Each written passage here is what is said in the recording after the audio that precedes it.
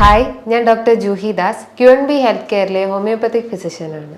ഇന്ന് വളരെയധികം ആളുകൾ പറയുന്ന ഒരു ബുദ്ധിമുട്ടാണ് ഈ കൈകാലുകളിലൊക്കെ ഭയങ്കര തരിപ്പ്, എസ്പെഷ്യലി കൈകളിൽ ഭയങ്കര തരിപ്പ് അനുഭവപ്പെടുക. തരിപ്പ് പോരാത്തതിന് ഭയങ്കര വേദന ഉണ്ടാവുക. വേദന എന്ന് പറയുമ്പോൾ ഒരു സൂചി കുത്തുന്ന പോലത്തെ ഒരു സെൻസേഷനാണ് കൈകളിൽ അനുഭവപ്പെടുക.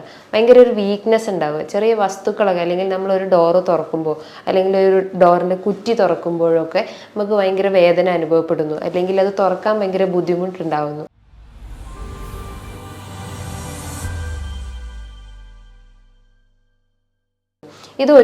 ഇതിന് ഒരുപാട് കാരണങ്ങളുണ്ട്. കാരണങ്ങൾ എന്ന് പറയുമ്പോൾ മേ ബി വൈറ്റമിൻ ഡെഫിഷ്യൻസി ആവാം, അല്ലെങ്കിൽ മറ്റെന്തെങ്കിലും നെർവ് കംപ്രഷൻ ആവാം. അതിൽ വരുന്ന ഒരു നെർവ് കംപ്രഷനിൽ വരുന്ന മെയിൻ ഒരു കാരണമാണ് carpal tunnel syndrome. Carpal tunnel syndrome എന്ന് പറഞ്ഞു കഴിഞ്ഞാൽ അവിടെ നമ്മുടെ ശരീരത്തിൽ ഉണ്ടാകുന്ന മീഡിയൻ നെർവ് കംപ്രഷൻ ഉണ്ടാകുന്ന ഒരു പ്രശ്നമാണ് ഈ കാർപ്പൽ ടണൽ സിൻഡ്രോം എന്ന് പറയുന്നത്. അപ്പം അതിന് മുന്നേ ആയിട്ട് നമുക്കതിൻ്റെ കാരണങ്ങൾ എന്തൊക്കെയാണ്, എന്തുകൊണ്ടാണ് ഇത് വരുന്നത്, ഇതിൻ്റെ ലക്ഷണങ്ങൾ എന്തൊക്കെയാണ്, എങ്ങനെ നമുക്കത് മാനേജ് ചെയ്യാം എന്നൊക്കെ നമുക്ക് നോക്കാം. അതിന് മുന്നേ ആയിട്ട് നമുക്കതിൻ്റെ ആ ഒരു അനാട്ടമിക്കൽ സ്ട്രക്ചർ എന്താണെന്ന് നോക്കാം. അത് നമ്മുടെ ശരീരത്തിൽ നമ്മുടെ കൈയിൻ്റെ, അതായത് നമ്മളെ കഴുത്ത് മുതൽ കൈകളിലേക്കൊക്കെ സപ്ലൈ ചെയ്യുന്നൊരു നാഡിയാണ് മീഡിയൻ നെർവ് എന്ന് പറയുന്നത്. ഈ മീഡിയൻ നെർവ് ഈ ഒരു ടണൽ, ഇവിടെ ഒരു ഫ്ലക്സർ റെക്ടിനാക്കുലം എന്ന് പറയുന്ന ഒരു ടണലുണ്ട്. ആ ടണലിൻ്റെ അടിയിലൂടെ പാസ് ചെയ്ത് പോകുന്നതാണ് ഈ മീഡിയൻ നെർവ്. ഈ 3 വിരലുകൾക്കാണ് അത് മെയിനായിട്ട് സപ്ലൈ ചെയ്യുന്നത്. അതായത് നമുക്ക് വിരലുകൾ ചലിക്കാനും അതിന് ഒരു മൂവ്മെൻറ്റ്സ് കൊടുക്കുന്നതും മസിൽസിനൊക്കെ ഒരു മൂവ്മെൻറ്റ്സ് കൊടുക്കുന്നതും ഒക്കെ ചെയ്യുന്നത് ഈ ഒരു മീഡിയൻ നെർവാണ്. അപ്പോൾ ഈ മീഡിയൻ നെർവ് ഈ ഒരു ഫ്ലക്സർ റെട്ടിനാക്കുലം എന്ന് പറയുന്ന ആ ഒരു കനാലിലൂടെ പാസ് ചെയ്ത് പോകുമ്പോൾ അതിനുണ്ടാകുന്ന ഒരു കംപ്രഷൻ, അല്ലെങ്കിൽ ആ ഒരു കനാലിനുള്ളിൽ കുടുങ്ങിപ്പോകുന്ന ഒരവസ്ഥ വരുമ്പോഴാണ് നമുക്ക് കൈകളിലൊക്കെ ഭയങ്കര വേദന അനുഭവപ്പെടുന്ന, ഒരു വീക്ക്നെസ്സും അനുഭവപ്പെടുന്നത്. ഈ ഒരു കാർപ്പൽ ടണൽ സിൻഡ്രോം വരാൻ ഒരുപാട് കാരണങ്ങളുണ്ട്. എന്തൊക്കെയാണ് റീസൺസ് എന്ന് നമുക്കിവിടെ ഡിസ്കസ് ചെയ്യാം. മെയിനായിട്ട് പറയുന്നത് നമ്മൾ റിസ്റ്റിന് കൂടുതലായിട്ട് മൂവ്മെൻറ്റ്സ് കൊടുക്കുമ്പോൾ, മൂവ്മെൻറ്റ്സ് എന്ന് പറയുമ്പോൾ നമ്മൾ വീട്ടിലൊക്കെ നമ്മൾ വെജിറ്റബിൾസ് കട്ട് ചെയ്യുക, അല്ലെങ്കിൽ ഫ്രൂട്ട്സ് ഒക്കെ ഇങ്ങനെ കണ്ടിന്യൂസ് ആയിട്ട് നമ്മൾ കട്ട് ചെയ്യുന്നത്, അതേപോലെ നമ്മൾ gadgets, mobile phones, computer, remotes ഒക്കെ കൂടുതലായിട്ട് യൂസ് ചെയ്യുന്ന ആളുകൾ, പിന്നെ അതേപോലെ ട്രാവൽ ചെയ്യുന്ന, അതായത് നമ്മൾ ഡ്രൈവ് ചെയ്യുമ്പം കൂടുതലായിട്ട് നമ്മൾ റിസ്റ്റ് മൂവ്മെൻറ്റ്സ് കൂടുതലായിട്ട് കൊടുക്കുന്നത്, അങ്ങനത്തെ ഒക്കെ ഒരു കാരണമാണ് ഈ ഒരു വേദനയും തരിപ്പും ഒക്കെ അനുഭവപ്പെടുന്നത്. അപ്പോൾ അതുമൂലം നമ്മൾ റിസ്റ്റിൻ്റെ അവിടെ ഉള്ള ഒരു ഞരമ്പ് അല്ലെങ്കിൽ ആ ഒരു മീഡിയൻ നെർവിന് കംപ്രഷൻ ഉണ്ടാകുന്നു, അല്ലെങ്കിൽ അത് അവിടെ കെട്ടിപിടഞ്ഞ് കിടക്കുന്നു. അതുമൂലം നമുക്ക് ആ ഒരു കൈകളിലേക്കുള്ള ഫുൾ സെൻസേഷൻ തന്നെ നഷ്ടപ്പെടുന്നു. അതുകൊണ്ടാണ് നമുക്ക് പിൻ നീഡിൽ സെൻസേഷൻ അല്ലെങ്കിൽ ഒരു സൂചി കുത്തുന്ന പോലത്തെ ഒരു വേദന അനുഭവപ്പെടുന്നത്. മറ്റൊരു കാരണം എന്ന് പറഞ്ഞു കഴിഞ്ഞാൽ നമ്മുടെ ശരീരത്തിൽ എന്തെങ്കിലും പോഷകാഹാരക്കുറവ്. പോഷകാഹാരം എന്ന് പറയുമ്പോൾ vitamin B12, vitamin B6, vitamin D, ഇത്തരം വൈറ്റമിൻസ് നമ്മുടെ ബോഡിയിൽ കുറഞ്ഞു കഴിഞ്ഞാൽ നമുക്ക് ഈ ഒരു നെർവ് കംപ്രഷൻ മാത്രമല്ല, സന്ധികളിലും വേദന ഉണ്ടാവാം, പേശികൾക്കും ഒക്കെ വേദന അനുഭവപ്പെടാം. അപ്പം ഈ ഒരു പോഷകാഹാരക്കുറവാണ് ഇതിൻ്റെ രണ്ടാമത്തെ കാരണമായിട്ട് നമുക്ക് പറയുന്നത്. മറ്റൊരു കാരണം എന്ന് പറഞ്ഞു കഴിഞ്ഞാൽ അമിതവണ്ണമുള്ള ആളുകൾക്ക്. നമുക്കറിയാം നമ്മളെ ബോഡി വെയിറ്റ്, അതായത് നമ്മളെ ബോഡി വെയിറ്റിൻ്റെ ഒരു 4 ഇരട്ടിയോളം താങ്ങുന്നത് നമ്മളെ ജോയിൻസ് ആണ്. അതായത് നീ പെയിനും അല്ലെങ്കിൽ ഹീൽ പെയിനും ഒക്കെ വരാനുള്ള ഒരു കാരണം എന്ന് പറഞ്ഞു കഴിഞ്ഞാൽ നമ്മുടെ ശരീരത്തിൽ, അതായത് നമ്മൾ എക്സസ് ആയിട്ട് നമ്മൾ കലോറി അടങ്ങിയിട്ടുള്ള ഭക്ഷണങ്ങളൊക്കെ കഴിച്ചു കഴിഞ്ഞാൽ നമ്മളെ ബോഡി വെയിറ്റ് കൂടും. അപ്പം ഈ ഒരു അമിതവണ്ണം അല്ലെങ്കിൽ ഒബേസിറ്റി ഒരു കാരണമായിട്ട് നമുക്ക് പറയാം. അതേപോലെ തന്നെയാണ് മറ്റൊരു പ്രധാനപ്പെട്ട കാരണം എന്ന് പറഞ്ഞു കഴിഞ്ഞാൽ നമുക്ക് പ്രമേഹം. അതായത് പ്രമേഹ രോഗികളിൽ ഇത് ഏറ്റവും കൂടുതൽ കണ്ടുവരുന്നത്. കൈകളിൽ മാത്രമല്ല, അവർക്ക് കാലുകളിലേക്ക് ഈ ഒരു തരിപ്പും വേദനയും ഒക്കെ അനുഭവപ്പെടാം. അതേപോലെ തന്നെയാണ് വാദസംബന്ധമായിട്ടുള്ള രോഗങ്ങൾ, റുമാറ്റോയ്ഡ് ആർത്രൈറ്റിസ്, ഓസ്റ്റിയോ ആർത്രൈറ്റിസ് പോലത്തെ വാദസംബന്ധമായിട്ടുള്ള രോഗങ്ങൾ നമുക്ക് ഉണ്ടെങ്കിൽ, അതായത് നമ്മുടെ ശരീരത്തിൽ യൂറിക് ആസിഡൊക്കെ അളവ് കൂടിക്കഴിഞ്ഞ് കഴിഞ്ഞാൽ ഈ ഒരു വേദനയൊക്കെ അഗ്രവേറ്റ് ചെയ്യുക അല്ലെങ്കിൽ കൂടാനുള്ള ഒരു ചാൻസസ് ഉണ്ട്. അതേപോലെ തന്നെയാണ് നമുക്ക് തൈറോയിഡ് റിലേറ്റ് ചെയ്തിട്ടുള്ള എന്തെങ്കിലും ഒരു ഇഷ്യൂസ് ഉണ്ടെങ്കിൽ, അത് ഹൈപ്പോ തൈറോയിഡിസം മെയിനായിട്ട് ഇത്തരം ആളുകളിൽ ചിലപ്പോൾ അവർക്ക് ഈ റിസ്റ്റ് കൂടുതലായിട്ടും വേദന അനുഭവപ്പെടാം. അത് നമുക്ക് ജോയിൻസിൻ്റെ അടുത്ത് ഒരു കടച്ചിൽ പോലെ അനുഭവപ്പെടുന്നുണ്ടാവും. ഈ ഒരു ഫിംഗേഴ്സ് ഒന്നും മടക്കാൻ പറ്റാത്തൊരവസ്ഥ വരുന്നു, ഒരു വീക്ക്നെസ് അനുഭവപ്പെടുന്നു. ഇത്തരം ലക്ഷണങ്ങൾ ഉണ്ടെങ്കിൽ അത് കാർപ്പൽ ടണൽ സിൻഡ്രോമിൻ്റെ ഒരു സിംറ്റംസ് ആയിട്ട് നമുക്ക് കണക്കാക്കപ്പെടാം. അതേപോലെ തന്നെയാണ് നമ്മുടെ റിസ്റ്റിന്, അതായത് കൂടുതലായിട്ട് മൂവ്മെൻറ്റ്സ് കൊടുക്കുക എന്ന് പറഞ്ഞാൽ, അതേപോലെ നമ്മൾ എന്തെങ്കിലും ആക്സിഡൻസോ അല്ലെങ്കിൽ ഒരു ഇഞ്ചുറി ഒക്കെ നമ്മൾ റിസ്റ്റിന് കൂടുതലായിട്ട് പറ്റുമ്പോൾ ഈ ഒരു വേദന അനുഭവപ്പെടാനുള്ള ഒരു ചാൻസസ് ഉണ്ട്.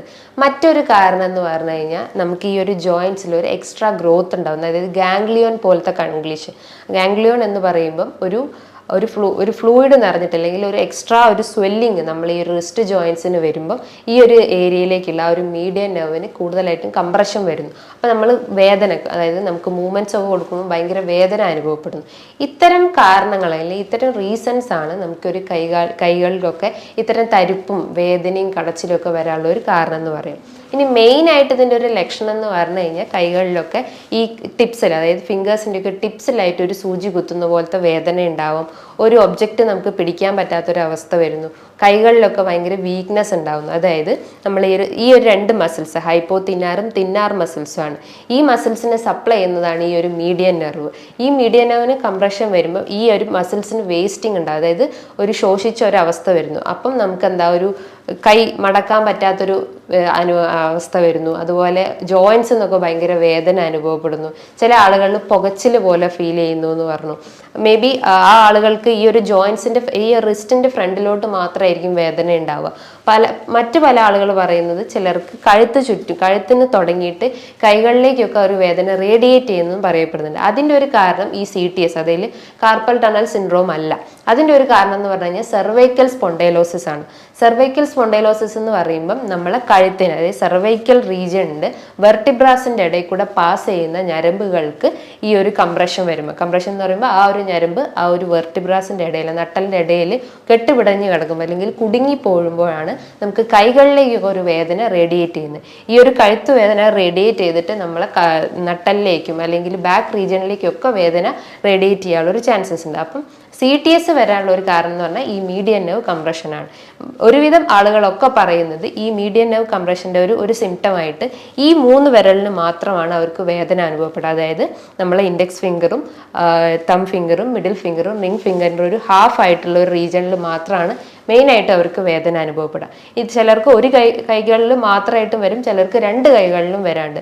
2 കൈകളിലും ഇങ്ങനത്തെ ഒരു വേദന അനുഭവപ്പെടുകയാണെങ്കിൽ അവർക്ക് മറ്റ് വാദസംബന്ധമായിട്ടുള്ള രോഗങ്ങളുണ്ടെന്ന് മനസ്സിലാക്കാം. അപ്പോൾ നമ്മൾ അതിനൊരു ബ്ലഡ് ടെസ്റ്റ് ചെയ്യണം. ബ്ലഡ് ടെസ്റ്റ് എന്ന് പറയുമ്പോൾ RA ഫാക്ടർ ചെക്ക് ചെയ്യുക. RA ഫാക്ടർ എന്ന് പറയുമ്പോൾ നമ്മുടെ ശരീരത്തിൽ റുമാറ്റോയിഡ് ആർത്രൈറ്റിസിൻ്റെ കണ്ടീഷൻ ഉണ്ടോ എന്നറിയാൻ വേണ്ടിയിട്ടാണ് RA ഫാക്ടർ ചെക്ക് ചെയ്യുന്നത്. അതേപോലെ തന്നെ ഒരു ആൻറ്റിബോഡി ടെസ്റ്റാണ് anti-CCP എന്ന് പറയുന്ന ടെസ്റ്റ്.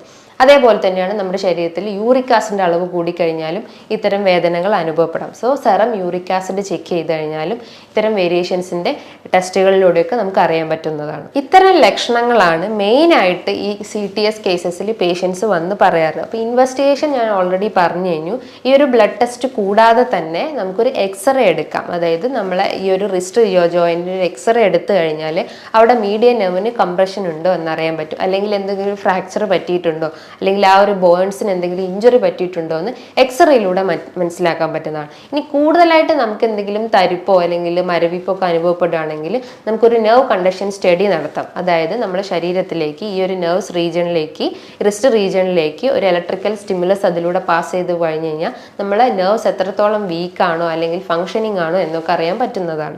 അപ്പോൾ ഈ ഒരു സിംറ്റംസും അല്ലെങ്കിൽ ഇത്തരം ലക്ഷണങ്ങളിലൂടെയാണ് നമുക്ക് CTS അല്ലെങ്കിൽ കൺഫർമേറ്ററി ടെസ്റ്റുകളിലൂടെയാണ് നമുക്ക് CTS എന്താണ് അല്ലെങ്കിൽ അതിൻ്റെ സിംറ്റംസ് ഇതൊക്കെയാണെന്നൊക്കെ അറിയാൻ പറ്റുന്നത്.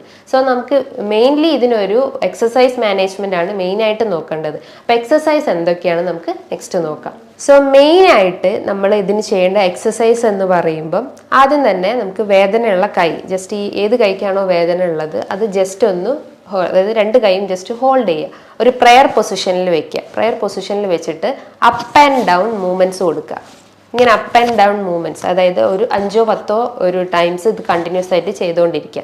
അത് ഏകദേശം ഒരു 5 മിനിറ്റോ അല്ലെങ്കിൽ ഒരു 10 മിനിറ്റോ കണ്ടിന്യൂസ് ആയിട്ട് ചെയ്തുകൊണ്ടിരിക്കുക. അപ്പം അങ്ങനെ കൊടുക്കുമ്പം നമുക്ക് കൂടുതലായിട്ടും വേദന അനുഭവപ്പെടുകയാണെങ്കിൽ അത്രയും അവിടെ കംപ്രസ്ഡ് ആയിട്ടുണ്ട് അല്ലെങ്കിൽ മീഡിയൻ നെർവ് കംപ്രസ്ഡ് ആയിട്ടുണ്ടെന്ന് മനസ്സിലാക്കാം. ഇനീഷ്യലി ഒരു പെയിൻ അനുഭവപ്പെടാം, പക്ഷേ നമ്മൾ റെഗുലറായിട്ട് ഈ ഒരു എക്സസൈസ് ചെയ്ത് കഴിഞ്ഞാൽ നമുക്കൊരു വേദന പൂർണ്ണമായിട്ടും മാറ്റിയെടുക്കാൻ പറ്റുന്നതാണ്.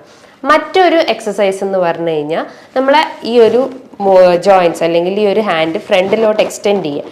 എക്സ്റ്റെൻഡ് ചെയ്തിട്ട് ഈ റിസ്റ്റ് മാത്രം അപ്പ് ആൻഡ് ഡൗൺ മൂവ്മെൻറ്റ്സ് കൊടുക്കുക. ജസ്റ്റ് ഇങ്ങനെ ഒരു അപ്പ് ആൻഡ് ഡൗൺ മൂവ്മെൻറ്റ്സ് കൊടുക്കുക.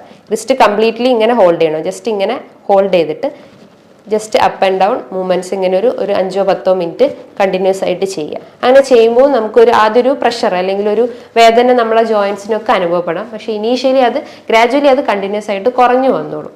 മറ്റൊരു എക്സസൈസ് എന്ന് പറഞ്ഞു കഴിഞ്ഞാൽ നമ്മൾ ഈ ഒരു വേദനയുള്ള കൈ ആണെങ്കിൽ ആ കൈ ജസ്റ്റ് ഒന്ന് എക്സ്റ്റെൻഡ് ചെയ്ത് ഈ റിസ്റ്റ് കഴിവതും ക്ലോസ് ചെയ്ത് വെക്കുക. ക്ലോസ് ചെയ്ത് വെച്ചിട്ട് നമ്മളെ ഹെഡ് ഓപ്പോസിറ്റ് ഡയറക്ഷനിലേക്കും ഈ റിസ്റ്റ് അതിൻ്റെ ഓപ്പോസിറ്റ് ഡയറക്ഷനിലേക്കും വെക്കുക. ജസ്റ്റ് ഇങ്ങനെ ഹോൾഡ് ചെയ്യുക. അതായത് ഹെഡ് ഓപ്പോസിറ്റിലേക്കും റിസ്റ്റ് ഓപ്പോസിറ്റ്, അതായത് രണ്ടും ഔട്ട്സൈഡ് സൈഡിലേക്ക് എക്സ്റ്റെൻഡ് ചെയ്യുന്ന രീതിയിലുള്ള എക്സസൈസ് ചെയ്യുക.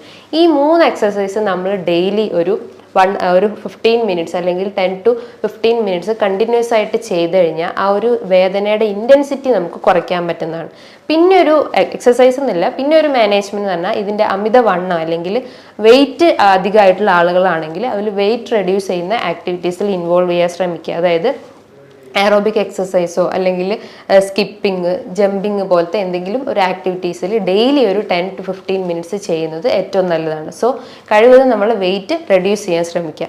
ഈ വെയിറ്റ് കൂടിക്കഴിഞ്ഞാൽ നമുക്ക് ഹീൽ പെയിൻ പോലത്തെ പ്രശ്നങ്ങൾ വരാം. സോ കഴിവതും വെയിറ്റ് കുറയ്ക്കാൻ ശ്രമിക്കുക. അതേപോലെ തന്നെ നമ്മളെ ഡയറ്റിൽ വൈറ്റമിൻസ് അടങ്ങിയിട്ടുള്ള ഭക്ഷണങ്ങൾ എടുക്കാൻ ശ്രമിക്കുക. കാരണം വൈറ്റമിൻ B12 വൈറ്റമിൻ B6 കുറവ് മൂലം ഈ ഒരു CTS വരാനുള്ള ഒരു ചാൻസസ് ഉണ്ട്. സോ നമ്മൾ വൈറ്റമിൻ റിച്ച് ആയിട്ടുള്ള ചെറിയ മത്സ്യങ്ങൾ നമുക്ക് എടുക്കാം. അയല, മത്തി പോലത്തെ സാൽമൺ, നെത്തോലി പോലത്തെ മത്സ്യങ്ങൾ നമുക്ക് എടുക്കാം. ഇതിൻ്റെ അകത്ത് ഒരുപാട് omega-3 ഫാറ്റി ആസിഡ്സ് ഉണ്ട്. ഒരു പ്രോട്ടീൻസിൻ്റെ ഒരു കലവറ തന്നെയാണ്. ഫാറ്റ്സിൻ്റെ അളവ് വളരെ കുറവാണ്, അതുപോലെ കാർബിൻ്റെ അളവ് വളരെ കുറവാണ്. സോ നല്ല രീതിയിൽ ഫിഷ് ഐറ്റംസ് നമ്മുടെ ഡയറ്റിൽ ഉൾപ്പെടുത്തുന്നത് ഏറ്റവും നല്ലതാണ്. അതേപോലെ തന്നെയാണ് ഈ ഫ്ലാക്സ് സീഡ്സ്, പംകിൻ സീഡ്സ്, ബദാം, വാൽനട്ടൊക്കെ നമ്മുടെ ഡയറ്റിൽ ഉൾപ്പെടുത്തുന്നത് നല്ലതാണ്. ഈ ഫ്ലാക്സ് സീഡ്സ് ഒക്കെ കഴിച്ചു കഴിഞ്ഞാൽ നമ്മളെ ശരീരത്തിൽ അടിഞ്ഞു കുടികിടക്കുന്ന കൊഴുപ്പിനൊക്കെ ഒന്ന് ബേൺ ഔട്ട് ചെയ്യാൻ സഹായിക്കുന്നതാണ്. അതേപോലെ എന്തെങ്കിലും ബ്ലോക്കിൻ്റെ ഒക്കെ പ്രശ്നങ്ങൾ അല്ലെങ്കിൽ രക്തക്കുഴലിലൊക്കെ ബ്ലോക്ക് പ്രശ്നങ്ങളൊക്കെ ഉണ്ടെങ്കിൽ അതിനെയൊക്കെ ഒന്ന് അലിയിച്ച് കളയാൻ സഹായിക്കുന്നതാണ് ഈ ഫ്ലാക്സ് സീഡ്സ്. ഫ്ലാക്സ് സീഡ്സ് നമ്മൾ കഴിക്കുമ്പം തലേന്ന് വെള്ളത്തിലിട്ട് കുതിർത്ത് നമുക്ക് കഴിക്കാം. കുതിർത്തിട്ട് നമുക്ക് ജസ്റ്റ് സാലഡ്സിൻ്റെ അകത്ത് അല്ലെങ്കിൽ കേർഡിൻ്റെ അകത്തൊക്കെ ആഡ് ചെയ്തിട്ട് നമുക്ക് കഴിക്കുന്നത് ഏറ്റവും നല്ലതാണ്. അതേപോലെ തന്നെയാണ് പംകിൻ സീഡ്സും. ഇതും നമ്മളെ ബോഡിയിൽ എക്സസ് ആയിട്ട് എന്തെങ്കിലും കലോറി ഒക്കെ ഉണ്ടെങ്കിൽ അത് ബേൺ ഔട്ട് ചെയ്യാൻ സഹായിക്കുന്നതാണ്. അതേപോലെ തന്നെയാണ് നല്ല രീതിയിൽ ബോഡി ഹൈഡ്രേറ്റ് ചെയ്യാൻ ശ്രമിക്കുക. ഡെയിലി ഒരു 10 to 12 ഗ്ലാസ് വെള്ളം കുടിക്കുന്ന ഏറ്റവും നല്ല കാര്യമാണ്. ഈ പറഞ്ഞിട്ടുള്ള ഒരു മാനേജ്മെന്റ് അല്ലെങ്കിൽ ഈ പറഞ്ഞിട്ടുള്ള ഒരു ഡയറ്ററി മാനേജ്മെന്റ് എക്സസൈസ് നമുക്ക് ഫോക്കസ് ചെയ്ത് കഴിഞ്ഞാൽ നമുക്ക് ഇത്തരം പെയിൻസിനൊക്കെ റെഡ്യൂസ് ചെയ്യാൻ പറ്റും. അതോടൊപ്പം തന്നെ നമ്മൾ ഒരു പ്രോപ്പറായിട്ട് ഒരു ഡോക്ടറെ കണ്ടിട്ട് അതിൻ്റെ സ്കാനിങ് എല്ലാം എടുത്തിട്ട് അതിന് മെഡിസിൻസും സ്റ്റാർട്ട് ചെയ്താൽ നമുക്ക് പൂർണ്ണമായിട്ട് ഒഴിവാക്കാൻ പറ്റുന്നതാണ്. ഹോമിയോപ്പതിയിൽ ഇതിന് ഒരുപാട് മെഡിസിൻസ് ഇന്ന് അവൈലബിൾ ആണ്. കോസ്റ്റിക്കം, അർണിക്ക, കാൽക്കേരിയ ഫ്ലോർ, ഹൈപ്പറിക്കം പോലത്തെ ഒരുപാട് മെഡിസിൻസ് ഇന്ന് അവൈലബിൾ ആണ്. സോ നല്ല രീതിയിലുള്ള ഒരു ഡയറ്ററി മെയിൻറ്റെയിനും അല്ലെങ്കിൽ ഒരു എക്സസൈസും മെയിൻറ്റെയിൻ ചെയ്ത് കഴിഞ്ഞാൽ നമുക്ക് ഇത്തരം ലക്ഷണങ്ങളൊക്കെ കുറച്ച് കൊണ്ടുവരാൻ പറ്റും. ഇനി ഇതുമായി ബന്ധപ്പെട്ട് നിങ്ങൾക്ക് എന്തെങ്കിലും സംശയങ്ങൾ ഉണ്ടെങ്കിൽ നിങ്ങൾക്ക് താഴെ കാണുന്ന നമ്പറിൽ കോൺടാക്ട് ചെയ്യാവുന്നതാണ്. നല്ലൊരു ഹെൽപ്പ് വീഡിയോയുമായി വീണ്ടും കാണാം. Thank you.